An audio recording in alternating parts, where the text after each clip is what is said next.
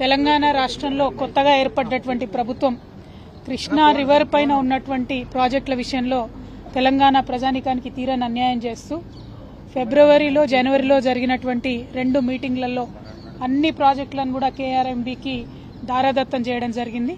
మరి ఆ పాపాలను ప్రక్షాళన చేసుకోవాలంటే కేవలం అసెంబ్లీ ఒక్కటే ప్రభుత్వం ముందున్నటువంటి మార్గము. అసెంబ్లీలో, శాసన మండలిలో, శాసనసభలో రెండిట్లో కూడా తీర్మానం చేసి మొన్న ఈ 2 నెలల్లో మేము ఇచ్చినటువంటి ప్రాజెక్టులను వెనక్కి తీసుకుంటా ఉన్నాం, సంపూర్ణ హక్కు మళ్లీ తెలంగాణ ప్రభుత్వానికి చేపట్టాలి, ఇచ్చేసేయాలని చెప్పి అసెంబ్లీలో రెజల్యూషన్ చేసి కేంద్ర జలశక్తికి, కేఆర్ఎంబీకి పంపించాల్సిందిగా మేము ఈ ప్రభుత్వాన్ని డిమాండ్ చేస్తూ ఉన్నాం. మీరు తీర్మానం తీసుకొని రండి. బీఆర్ఎస్ పార్టీ బయట ఆందోళన చేస్తూ ఉంది, లోపల అసెంబ్లీలో, హౌస్లో కూడా మీరు తెలంగాణ ప్రజల పక్షాన చేసేటటువంటి ఈ తీర్మానానికి మద్దతు ఇస్తాం. కేంద్ర ప్రభుత్వానికి తెలంగాణ ప్రభుత్వం నుంచి తక్షణమే ఈ తీర్మానం పంపవలసిందిగా కూడా ప్రభుత్వాన్ని